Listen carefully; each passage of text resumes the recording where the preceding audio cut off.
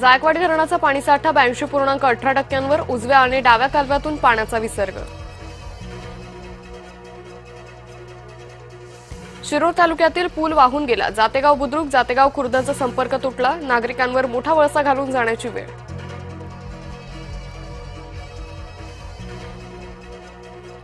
रत्नागिरीतील आंबा घाटात अवजड वाहनांना पुढील आदेशापर्यंत बंदी. मुसळधार पावसामुळे रस्त्याला गंभीर भेगा. हलक्या वाहनांना नियंत्रित वेगानं परवानगी. मध्य रेल्वेसह हार्बरवर आज मेगा ब्लॉक. माटुंगा मुलुंड जलद मार्गावर ब्लॉक, तर हार्बरवर सीएसएमटी चुनाभट्टी दरम्यान ब्लॉक. कोकण रेल्वे मार्गावर नवी एक्सप्रेस ट्रेन. सीएसएमटी ते सावंतवाडी दरम्यान दररोज एक्सप्रेस धावणार. खासदार डॉक्टर श्रीकांत शिंदे, नरेश मस्केंच्या प्रयत्नांना यश. राष्ट्रकुल स्पर्धेत भारताला एकाच दिवशी 7 सुवर्ण पदक. 7ही सुवर्ण पदक. बॉक्सिंगमध्ये 5 महिलांसह 2 पुरुषांना सोनेरी यश.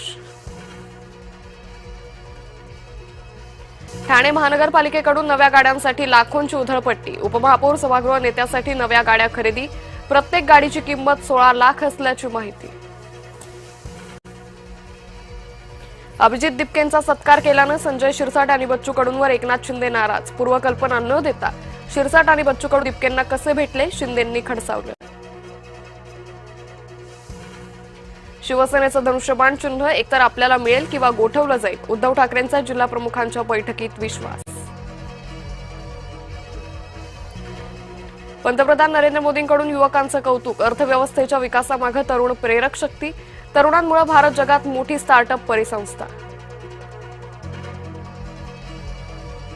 मराठवाड्याच्या विभागीय आयुक्त कार्यालयाचं विभाजन करून लातूरला अपर आयुक्त कार्यालय द्या. भाजप आमदार अभिमन्यू पवारांची मागणी. मुख्यमंत्र्यांकडून सकारात्मक प्रतिसाद. सिद्धिविनायक मंदिरात दरवर्षी 18 कोटींची दानचोरी. राज ठाकरेंचे गंभीर आरोप. दानचोरीचे आरोप न्यास अध्यक्ष सरवणकरांनी फेटाळले. 19 कर्मचाऱ्यांवर कारवाई केल्याची सरवणकरांची माहिती. जोपर्यंत मंत्रिपद तोपर्यंत काम. आदेश आल्यास मंत्रिपद सोडेल. मंत्री भरत गोगावलेंच्या वक्तव्यानं चर्चांना उधाण. अलिबागमध्ये महसूल दिनाच्या कार्यक्रमात मानपमान नाट्य. प्रोटोकॉलवरून सुनील तटकरेंचा जाहीर संताप.